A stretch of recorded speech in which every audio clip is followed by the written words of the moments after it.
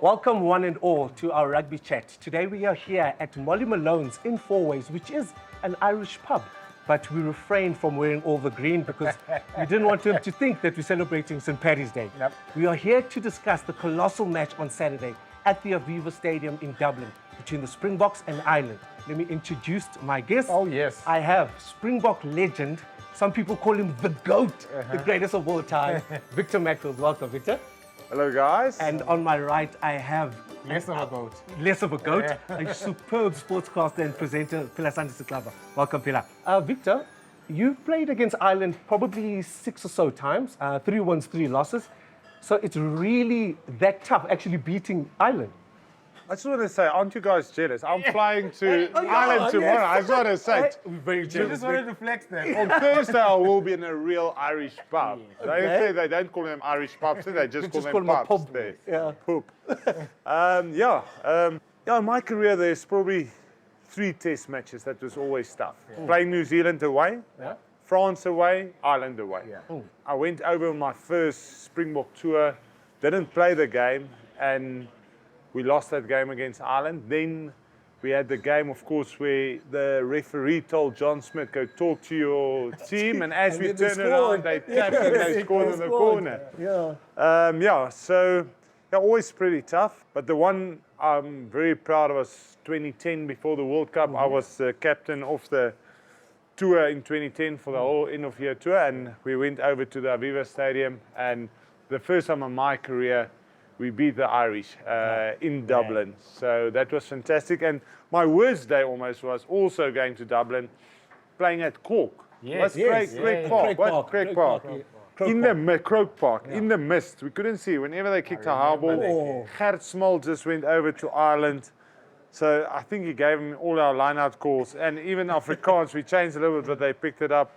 And that was probably the worst day of my life, losing about 4 lineouts that never happened, but that day did. And Paul O'Connell had a great game. Vic, I mean, you mentioned some of the legends of Irish rugby: Peter Stringer, Keith Wood, Paul O'Connell, Brian O'Driscoll, Ronan O'Gara. What makes them? You know, Keith Wood was the first RB player of the year. The first time, Keith Wood, hooker.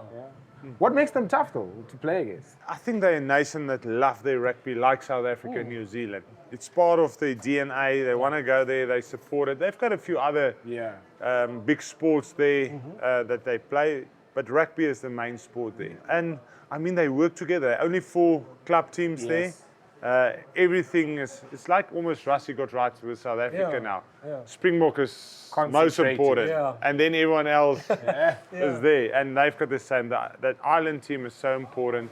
They work together for the greater good, and in the last 15, 20 years they've been very competitive. Just the World Cups, they're not that great. And obviously the evolution of that, like when you look at some of the coaching structures and sort of systems that they brought in, very academy orientated. There's so much talent that has come through the academy systems to feed those different clubs, to make this national team strong as well. I mean, those systems are working really well for them. And just think the great coaches that they've had there. If you think about Lancaster, Joe Schmidt, Jacques Nienaber being there now. So they're getting all that IP from everywhere, and they're putting it together The game's really elevated to the top. to make sure they get the best coaching. So I mean, even a guy like Rassie coaching there for 2 years at Munster. Remember, because they all work together, so they get something of that. Johan van Graan coaching there. So I think the structure, the academy that you talk about, the pipeline, it's fantastic. They don't have as much players as we have in South Africa. I don't think they can compete with that. And they probably at this stage, they're struggling a little bit with that. I mean, if you pick a team and it's 13 Leinster players, and only 2, 3 from other team, that's worrying factor because you want all 4 teams to be strong. So that's probably something, and especially now with that Leinster group that with the core of the team getting a bit older, they need that youngsters coming through, and they probably don't have that depth that South Africa's got at the moment. We've got some nice food here, Vic. Oh, You made sure the last time, you made sure the against last time. Japan. Okay. This time we are taking care of We you. tried to get you some So bangers and mine mash, was but healthy. Now we're going to the deep fried this is some foods. pub food. Huh? This is proper pub food. Okay, I'm just saying. Victor, while we eat, I just wanted to ask. I mean, both of you guys, we've watched these two teams play this Autumn Nations, and both of them have been on an extreme level. What will it take to actually beat Ireland on the weekend? And where do you think the game's actually going to be won and lost? Yeah, it's going to be a tough game. This is the only city that Rassie hasn't won. Yeah, He hasn't got a victory over Ireland in Ireland. in Ireland, sure. So this is a big test match for South Africa. I think the two areas of the game that's so important at the moment. First, scrum. Yeah. You need to have a dominant scrum. And we're missing Ox. We're definitely missing Ox. Yeah. But Gerard Steenekamp, fantastic. But he'll probably come off the bench again. Yeah. We'll probably start with Buan, who actually I thought good. against France did pretty well. Absolutely. And he got pulled before halftime this Because weekend. of the Again, unfortunate red he got cards. pulled again. So I think the scrum is going to be important. And then the aerial battle. The aerial battle is so big. I mean, with the nines kicking those box kicks between the two tens, the tens going for the cross kicks. And we know our wingers are fantastic. So it will be interesting. But yeah, so I think those two areas is going to be very important. The last one for me, Vic. Obviously, we don't have the services of a Louis Tejaga. We don't have the services of a Franco Mostert because of those unfortunate red cards. As a five-lock yourself, that's an area of the game that the Ireland will look at and say, we can exploit the box here because they don't have the proficiency of a Louis Tejaga or a Franco Mostert in that key position. I think Louis a big loss for us. I'm a big fan. Franco Mostert and his work rate's unbelievable. But I thought Ruan Okia, when he came on against France, were outstanding. I mean, he was outstanding in the Rugby Championship as well. So I think he'll do a good job for us. And then we know RG normally comes in for Eben, but he'll probably have to cover the five-lock as well, doing the calling, running the line out. And he's done it before. Yes.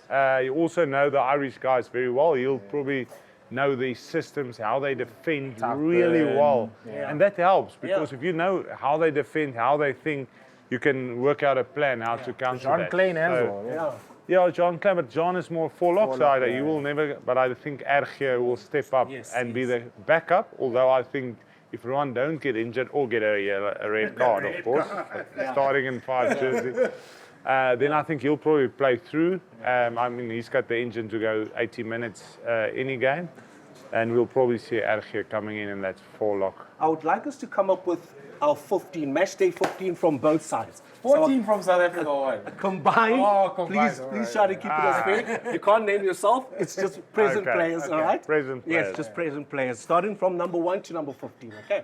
Number 1, I think. Injured or not injured? So you can put in Ox if you want. Okay, no, then it's easy. Ox. I want to say because Ox is injured, I actually think Porter, I will pick Porter now. Porter, okay. If Ox is injured and we only pick guys that's That are playing, available okay. for Saturday.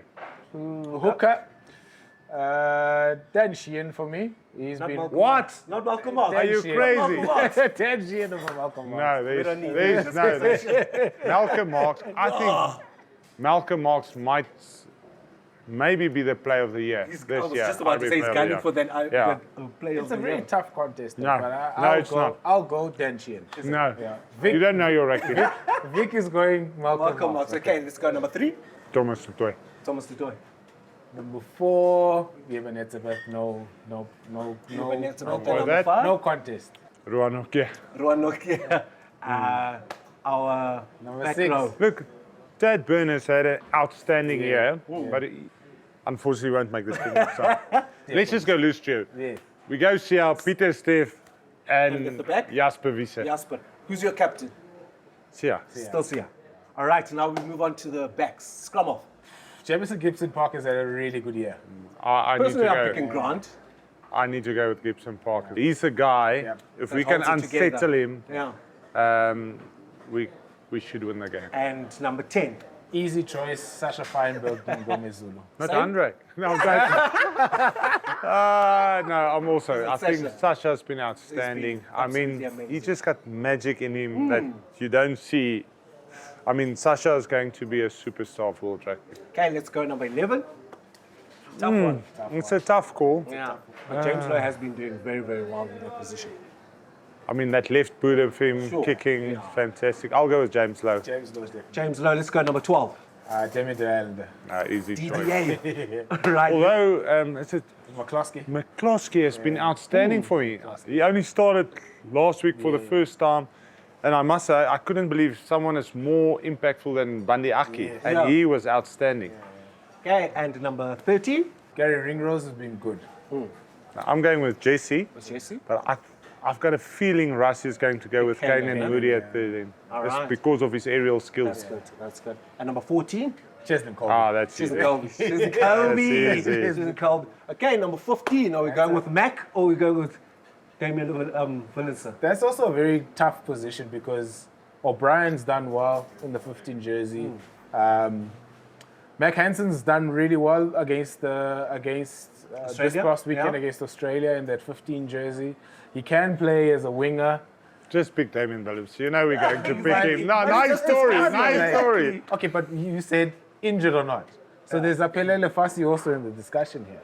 I like That's Fassi a lot. But I are we- think under the high ball he's the best. Are we picking I'm going Damien Damien Billups. Vanessa? I'm going O'Brien. O'Brien? Cool. There is our match day 15 for Saturday. Please let us know what your match day 15 is or Is he a comment. Springbok supporter? I don't know what he is. I Wholeheartedly, don't Vic. know what he is, Yeah. Vic. Right, please remember to subscribe and like on the Betway channels as well as the Instagram page. Thank you, Betway. Thank you guys for coming through having a chat. Thank you very much, Please Victor. enjoy. Anytime. Thank you so much, Okay. Vic. Reality.